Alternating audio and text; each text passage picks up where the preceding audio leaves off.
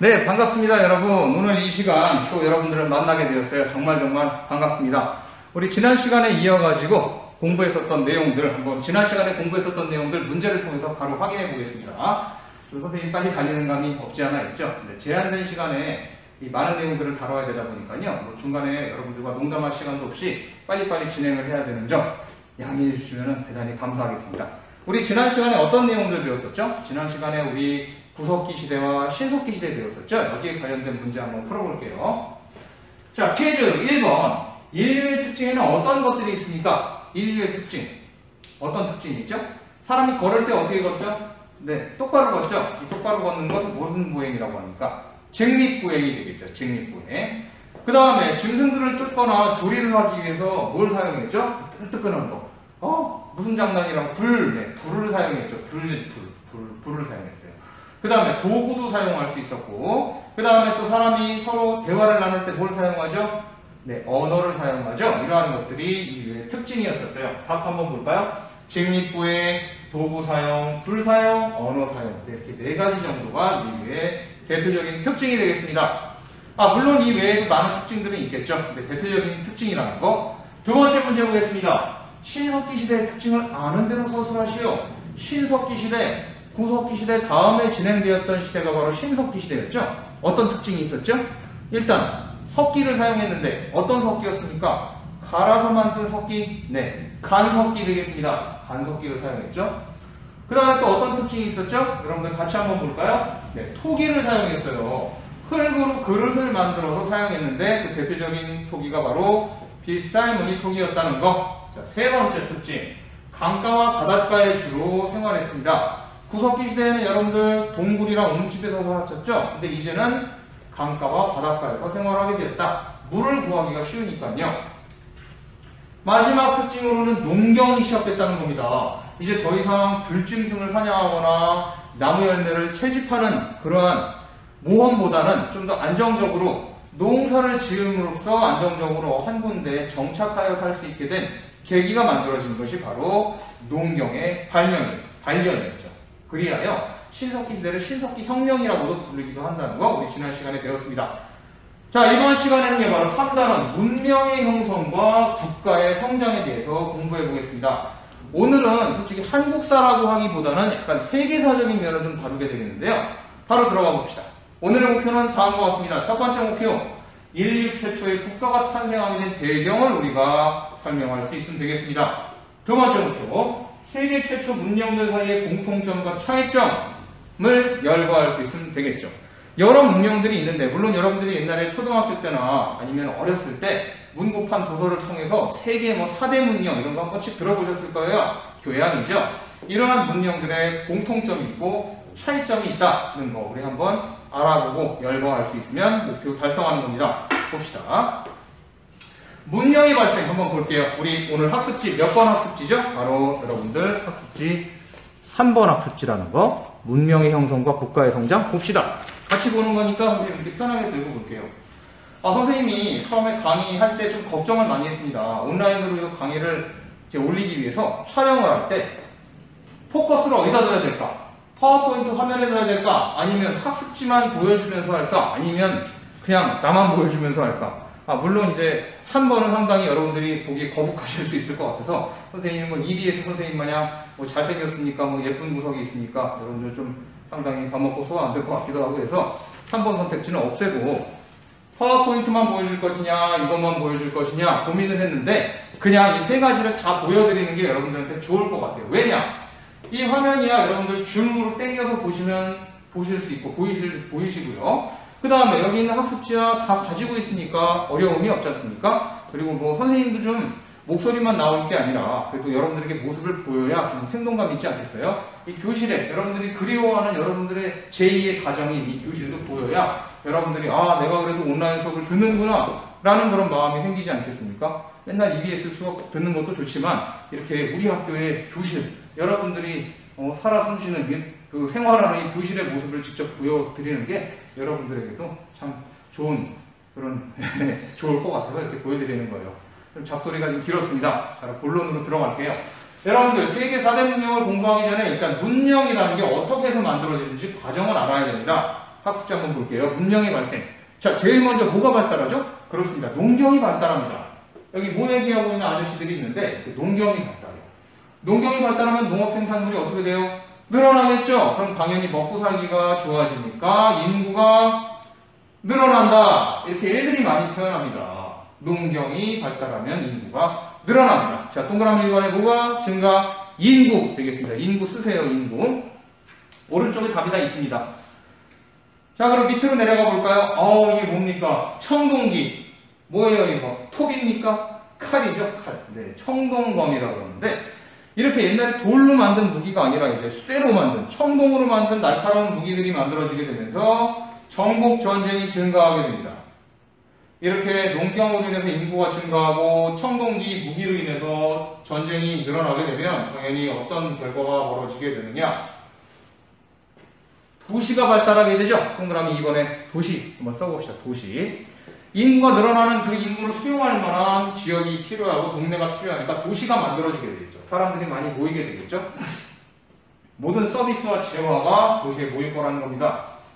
자, 그리고 난 다음에 계급이 발생합니다. 사람과 사람 사이의 정복전쟁으로 인해서 지배계급과 피지배계급이 생기면서 계급이 발생해요. 계급. 그리고 마지막으로 사람들 사이에 문자가 사용되면서 문자가 발달하게 되죠. 동그라미 3번에 뭐다? 문자 되겠습니다. 문자. 왜냐하면 많은 사람들이 서로 간에 규칙을 정하려다 보면 법이 있어야 되고 그 법을 위해서라면 문자가 필요하지 않겠습니까? 뭐 법뿐만 아니라 서로 뭐 계약을 하거나 할 때 계약서를 쓸 때도 문자가 있어야 되지 않겠어요? 그래서 문자가 발달하게 된다. 의사소통하는 데도 물론이고요. 그렇게 해서 이런 도식들이 만들어지게 됩니다. 짜잔. 네, 한눈에 정리가 되시니까 농경의 발달로 인구가 증가하고 청동기의 발달로 전쟁이 증가하고 이로 말미암아 도시, 계급, 문자가 등장하게 되었다. 이것이 바로 문명의 등장, 공식이다라고 해도 과언이 아닐 거라 이겁니다. 뭐 수학이나 물리에만 공식이 있겠습니까? 역사에도 나름대로 공식이 있다는 거. 사람 사는 게 다 비슷해요. 자, 이제 그럼 개별 문명으로 한번 들어가 볼까요? 와, 세계 지도가 되겠습니다. 우리나라 어디 있어요? 저 끝에 있네요. 우리나라 중요한데 이렇게 끊겨 있으니까. 아무튼 좀 아쉽지만 우리가 다뤄야 될 오늘 세계 4대 문명들, 이게 좀 약간 요즘 학설에서는요 잘못됐다는 이야기도 많이 있어요.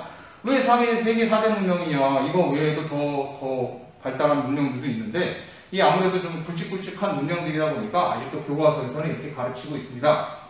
아쉽지만 우리 교과서 진행대로 나간다 한다 보면 제일 첫 번째로 만나게 되는 게 바로 메소포타미아 문명 되겠습니다. 메소포타미아 문명 지역으로 가봅시다. 바로 여기입니다. 여러분들 흔히 사우디아라비아라고 불리는 여기 큰 사우디아라비아 반도가 있고요. 여기 우리 터키가 있는 소아시아라고 꼴록 나와 있는 지역, 그 다음에 이쪽에 이집트 있는 북아프리카 지역, 이 동쪽으로 쭉 가면은 뭐 이란이나 이라크가 있고 동아시아로 나가는 지역이 되겠죠. 우리 흔히 여기를 뭐라고 부릅니까? 중동 혹은 뭐라고 불러요? 이슬람 문화권 등으로 부르죠. 우리가 이 지역을 서아시아라고 해요. 서아시아. 이 서아시아 지역에서 찬란하게 꽃피워졌던 문명이 바로 뭐다? 메소포타미아 문명입니다. 여기에 대해서 한번 알아볼까요? 메소포타미아 문명의 위치는요, 역시 이 세계 4대 문명의 공통점이 있다면 강에서 유래됐다는 거예요. 강이라고 하면 뭐가 많겠습니까? 물이 많죠. 물. 사람이 없어서는 안 될 게 바로 물이잖아요. 이 강에서 시작됐다. 티그리스 강과 유프라테스 강 사이에 기울한 초생달 지역에서 시작된 게 메소포타미아 문명이었습니다. 물이 많으니까 농사도 잘 될 거 아니겠습니까? 그 다음에 개방적 지형이었어요. 보세요. 아시아로 뚫려있죠. 아프리카로 뚫려있죠. 유럽으로 뚫려있죠. 여기는 아주 다 여기저기 뚫려있어요. 그러다 보니까 교통이 편하겠죠. 지형 지물이 열려있습니다. 그러다 보니 여기 학습지와 화면에 있는 것처럼 이민족의 침입이 많아요. 이민족이 침입이 많아서 왕조의 교체가 잦아요. 자주 일어난다는 거죠. 어제 있었던 왕조가 오늘 망하고 오늘 있었던 왕조가 내일 망해버리는 일이 일어났던 게 바로 메소포타미아 문명 지역에서의 흔한 일이었다는 겁니다. 그러다 보니까요, 현실을 중시합니다. 아니, 내일 어떤 일이 벌어질지 모르는데, 모레 어떤 일이 벌어질지 모르는데, 오늘이 중요하다 하여 문화가 대부분 현재의 삶을 중시하는, 현실을 중시하는 문화가 꽃피우게 되었다는 거죠. 넘어갑시다. 와, 찬란한 이 문명이 꽃피웠던 흔적입니다. 흔적만 해도 이렇게 엄청난데요. 이게 정말 건물이 제대로 서 있었던 그 옛날에는 얼마나 어마어마했겠습니까? 여기는 메소포타미아 문명, 즉 이 페르시아라는 그런 제국이 있었는데요. 그 제국의 수도였던 페르세폴리스의 유적이 되겠습니다. 지금 이란 사람들이 자기네들이 페르시아인들의 후손이라고 자부심을 갖고 있죠. 정말 엄청난 예술 작품이 많았어요. 거대한 건축물에 촘촘하게 색으로 벽돌을 입혀놓고요. 이렇게 여러 동물들을 조각으로 넣어놓은 장면입니다. 페르세폴리스죠. 이 페르세폴리스 지역의 이 메소포타미아 문명의 가장 또 중요한 문명으로 손꼽히는 게 바로 수메르 문명이었어요. 한번 들어보셨을 겁니다. 메소포타미아 문명이라는 거대한 이 용광로 안에 수메르 문명이라는 하나의 큰 문명이 꽃피었다라고 생각하시면 돼요. 이해가 되십니까? 이 수메르 문명의 특징은요, 즉 수메르인이 세운 도시국가이고 이들은 우르와 라가시라는 도시를 세웠습니다. 그리고 정치는 어떻게 해요? 재정인치, 동그라미 4번에 재정인치 써보세요.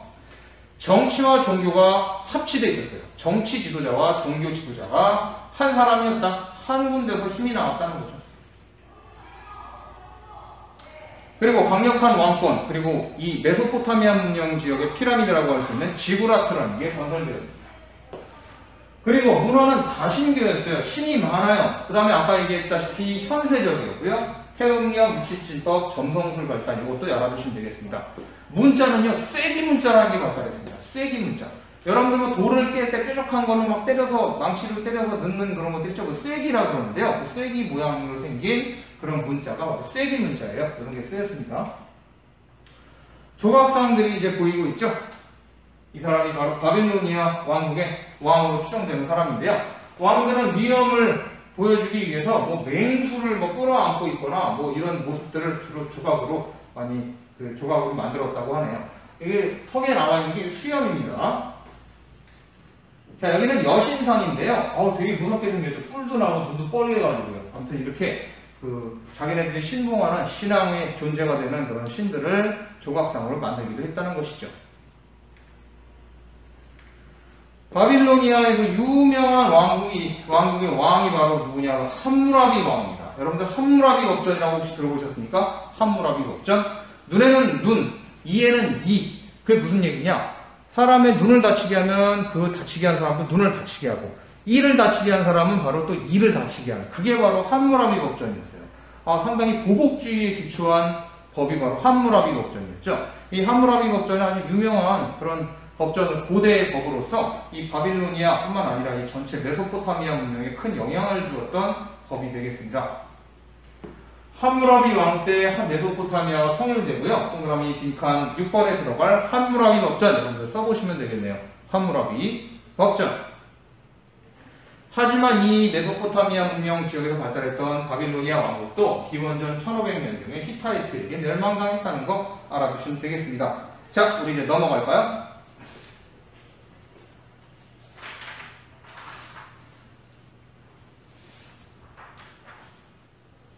네, 뒷장 넘어가겠습니다.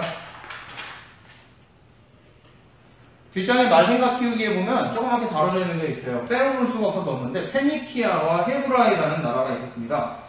페니키아는요, 여기 지중해 지역에 지금의 이스라엘의 약간 위쪽에 있는 곳이 페니키아였는데요. 여러 나라들과 무역을 하면서 문자가 발달했대요. 그래서 페니키아 문자가 있는데 어디서 많이 본 것 같지 않으십니까? 옆에 막 B, G, D, H, W 모양이 비슷하네요. 네, 이 페니키아 문자가 나중에 알파벳의 원형이 되었다는 거, 네, 알파벳이 나중에 알파벳으로 변했다는 거 알아두시면 되겠습니다. 되게 놀랍죠? 그리고 옆에 헤브라이라는 데가 있는데 여러분들 뭐 잘 아시겠지만 지금의 이스라엘이 옛날에 헤브라이 왕국이라는 아주 작은 왕국이었어요. 이러한 왕국들도 있었다는 거 넘어가겠습니다. 이제 세계 두 번째 문명, 이집트 문명에 대해서 여러분들 만날 시간이에요. 이집트 문명 한번 볼게요. 이집트 하면 얘기할 게 많죠. 자, 이집트는요, 북아프리카 지역에 있는 그런 지역이 되겠습니다. 이집트 문명은 말 그대로 나일강 주변에서 발달하게 되는데요.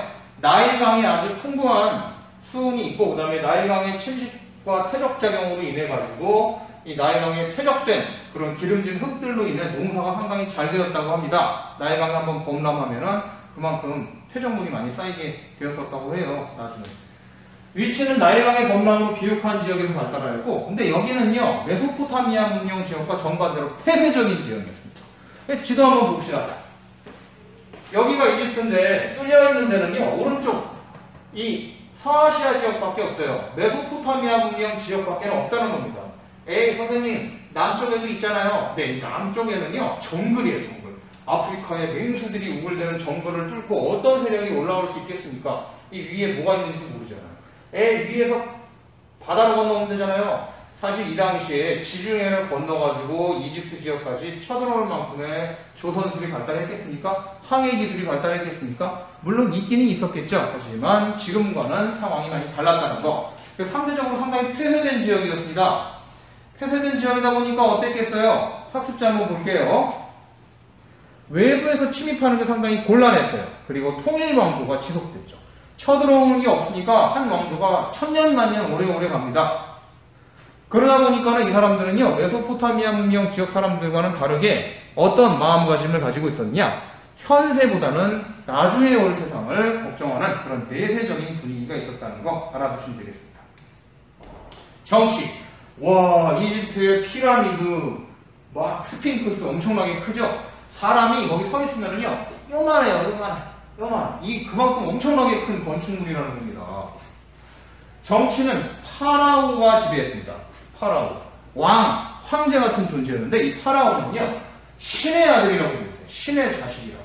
그래가지고, 신의 권리와, 한마디로 이제 제사에 관련된 종교적인 권력, 그리고 정치적인 권력을 한 몸에 가지고 있었던 제정일치 사회였다는 겁니다. 그런 점에서는 메소포타미아 문명과 이집트 문명이 똑같죠. 그리고 강력한 왕권을 갖다가 뽐낼 수 있었죠. 종교 면에서 한번 볼까요? 이게 사자의 사라는 겁니다. 사자가 뭐 라이언이 사자가 아니라 죽은 사람, 데드맨이죠, 데드맨. 죽은 사람이 내세에 어떤 식으로 내세로 가게 되는지 이런 거를 갖다가 사람들이 이제 만들어 놓은 게 이제 뭐 써놨다고 봐야죠. 이집트 문자는 다 그림 문자들이니까요. 사자의 선데, 종교는 영혼 불멸 사상을 갖고 있었어요. 사람은 죽어도 영혼은 죽지 않는다. 그래서 사람들을 썩지 않게 미라로 만들었죠. 이따가 여러분들 미라 보실 겁니다. 요즘 날도 더운데 등골 써느라 미라 한번 만나보도록 합시다. 빈칸에 종교, 다신교입니다. 다신교 한번 써보세요. 동그라미 7번에 다신교. 다신교는 신이 한 명이에요? 여럿이에요? 여럿이죠. 다신교. 문화, 스핑크스를 제작했고요. 그 다음에 태양력, 그리고 십진법을 사용했습니다. 또 어떤 특징이 있습니까? 문자, 8번에 그림 문자가 되겠죠? 그림 문자. 이렇게 문자처럼 되어 있는 게 그림처럼 되어 있는 것들이 다 하나하나의 문자가 되겠습니다. 그런 면에서는 뭐 정말 놀라울 만한 특이한 그런 특징을 가지고 있는 문자가 되겠죠. 한자도 약간 상형 문자적인 성격도 있죠. 좀 복합적인 성격이 있긴 있지만, 아무튼 이집트 문자는요, 거의 다 대부분 다 그림 글자였었다는 거. 어우, 미라. 어우, 무서워. 미라. 네, 사람이 죽어도 안 죽는다고 생각했던 이집트 사람들은요, 이렇게 사람이 죽으면 썩지 않게 미라로 만들었습니다. 언젠가는 부활할 거라는 생각을 했던 거죠. 요즘 약간 징그럽죠. 어우, 건조한 지역이니까 이런 게 가능했던 거예요. 사람이 죽으면 방부제를 막 집어넣어서 썩지 않게끔 이렇게 만들었던 거예요. 어우, 이런 무섭게 생긴 미라도 있고요. 어우, 얼짱미라네요. 얼짱미라. 네, 머리카락부터 남아있고. 네. 아무튼 이러한 미라들은요, 연구자들에 의해서 발굴이 됐습니다. 그래서 많은 미라들이 이제 출토가 됐는데, 뭐 죽은 사람은 그냥 내버려 두는 게 제일 좋긴 좋은데, 여기 연구자의 표정이 어떻습니까? 되게 집에 가고 싶어 하는 표정 아닙니까? 여러분들도 집에 가고 싶어 하는 표정인 것 같아요. 나 이미 집인가요? 네, 그렇죠. 아무튼 굉장히 당혹스러워하고 있습니다. 미라. 자, 이제 세계 문명 중에 세 번째 문명 만나보도록 하겠습니다. 세 번째 문명 바로 인도로 가보겠습니다. 인도 하면 뭐가 유명하죠? 카레? 네. 인도 가봅시다. 인도에도 옛날에 고대 문명이 많이 발달되어 있었습니다. 옛날에 아주 오래된 도시들, 모헨조다로, 그리고 하라파와 같은 거대 도시들이 만들어질 정도로 인도의 문명, 즉 인도 문명 또는 인더스 문명이라고 불리는데요. 그 문명도 상당히 큰 문명이었다는 겁니다. 빈칸 한번 채워봅시다. 동그라미 9번에 뭐가 만들어졌었죠? 도시국가들이 많이 만들어졌죠? 아까 여러분이 봤던 하라파, 모헨조다로 같은 게 도시국가예요. 공중 목욕탕과 하수도, 도로가 발달되어 있었습니다. 그리고 밑으로 내려가 볼게요. 문화는 무슨 기? 석기, 철기, 청동기? 네, 청동기 문화가 많이 발달되어 있었고요. 농경이 발달되어 있었고 상업이 발달되어 있었어요. 지근거리에 있었던 메소포타미아 문명과 교류를 했던 흔적들도 나타나고 있다. 이 얘기가 되겠습니다.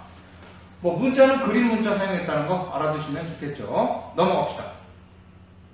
지도를 한번 보겠습니다. 이게 만들어지게 된 연원이 있어요. 옛날 옛적에 인도 사람들이 인더스 지방에서 살고 있었습니다. 근데 저기 멀리 힌두쿠시 산맥에서 기원전 1500년경에 아리아인이라는 사람들이 내려와요. 아리아족, 아리안족이라고도 불리는데 약간 지금의 유럽 계통의 백인이라고 생각하시면 되겠습니다. 아리안족, 아리안족이 쳐들어옵니다.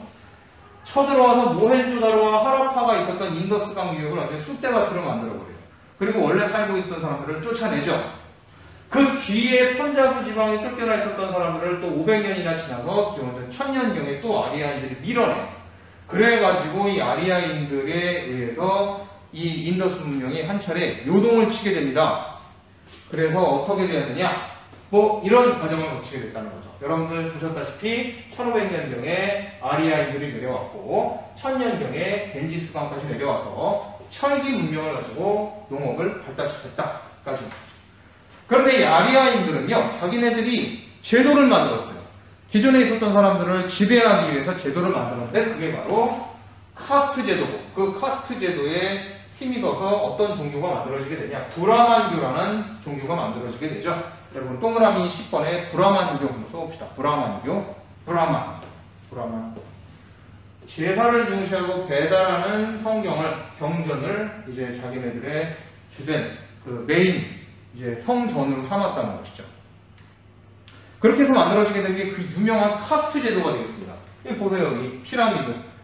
꼭 저기 옛날에 저기 스카이캐슬인가요? 그 드라마에도 피라미드를 좋아하는 사람이 나왔었죠. 여러분들 드라마 보셨는지 모르겠는데 선생님 피라미드 굉장히 싫어합니다. 이게 뭡니까 이게? 평등한 세상. 자, 아무튼 이 아리아인들이 만든 이 브라만교를 바탕으로 만든 제도가 카스트 제도인데요.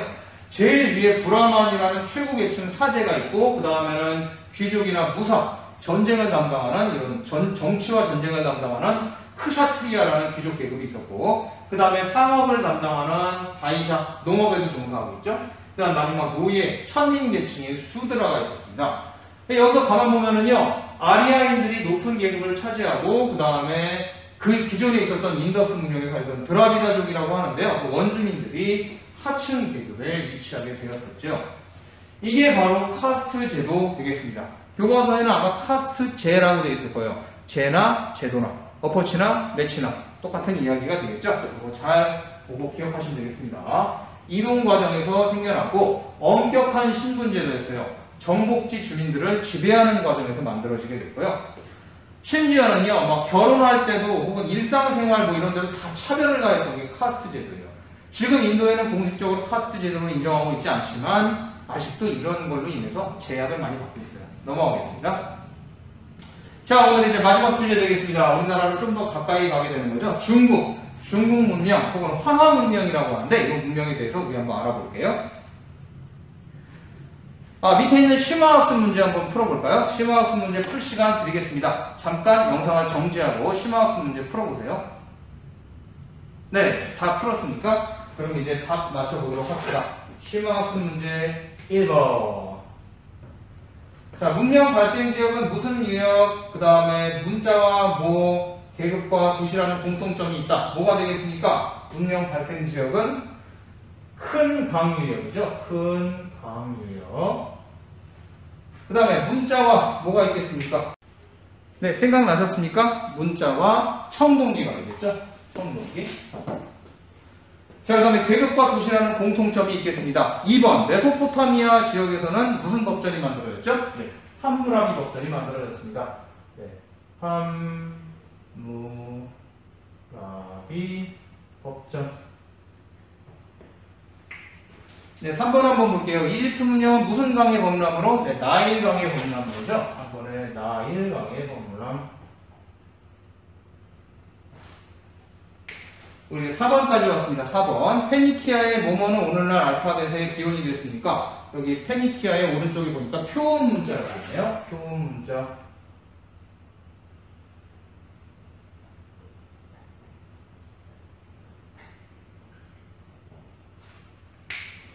5번 아리아인이 인도에 정착하는 과정에서 신분 제도인 무슨 제도가 나타났죠? 네, 바로 카스트 제도가 나타났습니다.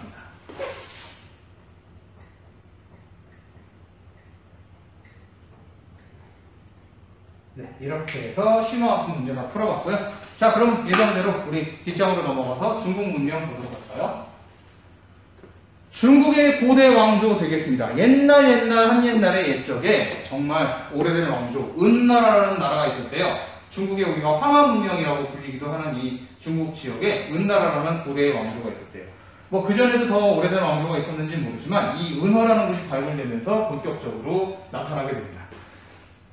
여기 중국에 보면은 이제 볼록 나와 있는 산동성 지역에서 이 지역이 바로 이제 은나라가 도읍을 했었던 그런 지역이었는데요. 나중에 이 은나라를 갖다가 상나라라고도 부르기 때문에 상왕조라고도 한다는 거 여러분 알아두시기 바랍니다. 이 은나라, 즉 상왕조가 멸망한 이후에는 주나라가 들어서게 되기 때문에 이렇게 약간 겹치는 부분도 있어요. 거기서 발견된 게 거북이 등딱지에 글씨 써놓은 거 갑골 문자라고 부르죠. 그 다음에 그 당시 사용했던 청동으로 만든 그런 제사 지내는 그릇들, 뭐 식기들 이런 게 발견되면서 여기에 문명이 있었구나라는 게 알려지게 됩니다. 청동기 문화의 바탕으로 등장하게 되었고 황하 중하류를 지배했던 왕조가 바로 중국 황하 문명이 되겠습니다. 그리고 황하 문명의 원료인 은나라가 되겠죠. 그 다음에 이 왕조는요 좀 특이하게 정치를 했어요. 빈칸 동그라미 12간에 한번 써볼까요? 신정정치라는 걸 했습니다. 신정정치. 신정정치가 뭐냐? 바로 점을 쳐가지고 정치를 하는 게 신정정치였죠. 이 거북이 등딱지를 갖다가 가지고 와요. 거기다가 글씨를 막 씁니다. 이번에 어떻게 할까요? 옆에 나라를 쳐들어갈까요? 옆에 나라랑 외교 관계를 맺을까요? 하는 걸 써가지고 불에다 구워요. 그럼 갈라지는 방향을 따라가지고 결정을 내리는, 어떻게 보면 좀 되게 희한한데 그걸 이제 점을 친다라고 했어요. 점을 쳐가지고 결정을 내리는 걸 바로 신정정치라고 합니다. 이런 걸 했던 왕조가 바로 은나라 혹은 상나라라고 불리는 왕조였다. 알아두시면 되겠어요. 이 고대 왕조에 출토된 여러 가지 이 유물들이 나온 모습인데요. 쭉쭉 읽어보겠습니다. 문화는 은어 유적이 발견되면서 밝혀지게 됐고 청동기 문화를 바탕으로 하고 있었으며 태음력, 육식진법, 그 다음에 순장. 여러분들 되게 무서운 순장이라는 거 아십니까? 어떤 지배자가 죽으면 그 사람을 생전에 따르던 사람이나 그 사람을 시종하던 사람들 혹은 그 사람들의 뭐 부하라든가 이런 사람들을 살아있는데 같이 생으로 묻어버리는 걸 순장이라고 합니다. 너무 끔찍하죠? 살아있는 사람을 어떻게 매장을 합니까? 굉장히 아주 전근대적인 그런 좋지 않은 풍습인데 이런 게 있었대요.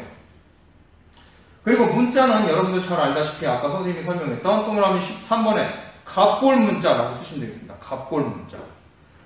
짐승의 뼈라든가 아니면은 저기 거북이 등껍질 같은 데다 글씨를 쓴 게 바로 갑골 문자인데 그것이 바로 나중에 한자의 모습으로 발전하게 되었다. 알아두시면 되겠습니다. 자, 여기까지 보셨으니까 좀 지루하시죠? 우리 영상 한 편 보시겠습니다. 영상은 은나라에 관련된 영상을 볼게요.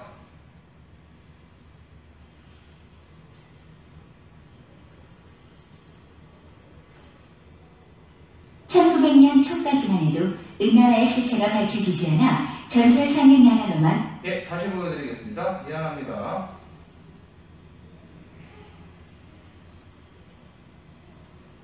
(1900년) 초까지만 해도 은나라의 실체가 밝혀지지 않아 전설상의 나라로만 알려져 있었다.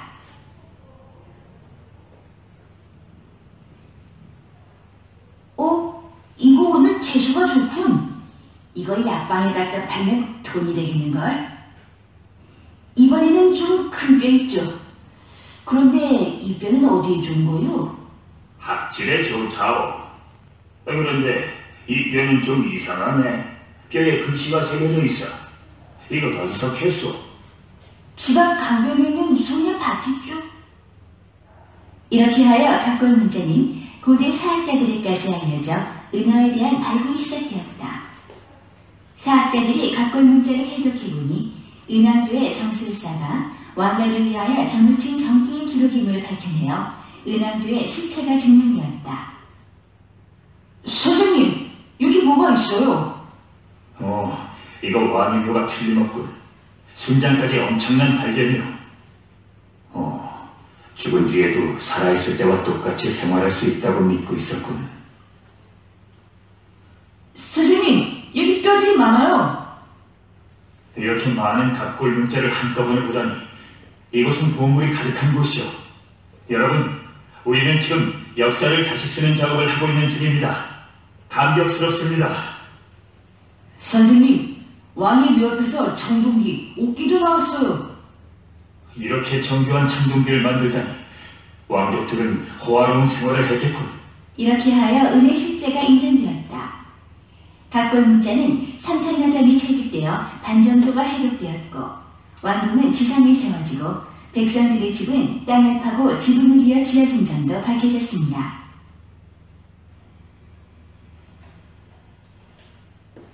네, 잘 보셨습니다. 네, 은나라와 각골 문자에 관련된 영상이 되겠죠. 자, 이제 이 중국 문명에 대해서 우리가 빼놓을 수 없는 게 이 은나라가 망한 이후에 등장한 주나라의 제도, 이 주나라의 제도가 바로 봉건제라는 제도인데요. 이게 아주 중요합니다.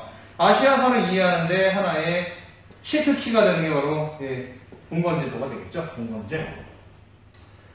주나라의 봉건제, 중세 유럽의 봉건제 이렇게 비교를 해놨는데요. 일단 주나라 봉건제부터 좀 보도록 합시다. 주나라의 봉건제는요, 점점 영토가 넓어지다 보니까 영토를 다스리는 게 상당히 힘들지 않았었겠습니까? 영토가 중국 보세요.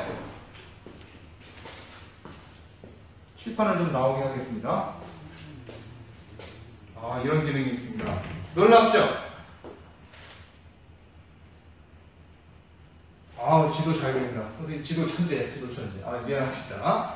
네, 이렇게 우리나라 있고 중국의 문명이 있다고 한다면, 처음에 은나라는 이 정도 영역만 통치했었는데, 주나라로 오면서 점점 영토가 막 넓어지게 돼요. 이 영토가 넓어지는 지역을 통치하려면 그만큼 사람도 많이 필요하고, 물자도 많이 필요하겠죠? 여기를 통치할 때 내보낼 사람도 많이 필요하니까요. 그래서 어떻게 했느냐? 이 영토를 효과적으로 통치하기 위해서 실시한 게 바로 봉건제도라는 겁니다. 그 봉건제도의 특징이 바로 뭐냐면요. 화면이랑 같이 봅시다. 혈연관계의 바탕에서 자기 친척들한테 나눠줬어요. 자, 동그라미 몇 번입니까? 15번에 봉건제죠. 15번에 봉건제. 15번에 혈연관계. 14번에 봉건제. 혈연관계를 바탕으로 자기 친척들한테 땅을 나눠주다 보니까 땅이 어떻게 되겠습니까? 여러 사람들에게 나뉘어지게 되겠죠. 왕은 수도 주변만 통치하고 나머지 땅들을 갖다가 이제 제후들이 통치하는 거예요. 다시 한번 이거 보시면 되겠습니다. 아,